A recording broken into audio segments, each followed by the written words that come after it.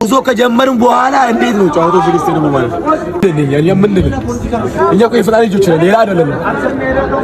ፈጣሪ ሰማይና ምድር የፈጠረ ፈጣሪ ከላይ ካለ የአቡነ እንባችን ያው ዘንድሮም ያለቀሰው ይመልሳል ደማችን ይመልሳል በቃኛው ጸባችን ከፈጣሪ ጋር ይሁሉ ሰው ጋር አሳዝል ቤተሰብ ጋር ተለይቶ መጣ ፍርድ ይመልስላል ለኛ አምና ዋንጫ በተከለከለ በባዶ እጅ ዘንድሮ ለጫወተው ሰከንድ ሲቀር በዚህ ግስቴው ተባለ ፈጣሪ ይሄ ነገር አይ በሌላ ክለብ እርግጠኛ ነኝ ሸገር አልፎ ቦሬ ከኛ ጋር ነበር ሌላ ክለብ አልፎ ቦን ጊዮርጊስ አልፎ ቦን ቡና አልፎ ቦን እርግጠኛ ነኝ ጫወተው እንደምከደና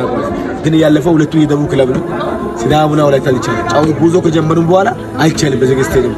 ይሄን ፍርዱ ለፈጣሪ ሰጥቻለሁ ፌዴሬሽኑ ፍርዱ ለፈጣሪ እናገር አሰረከሰ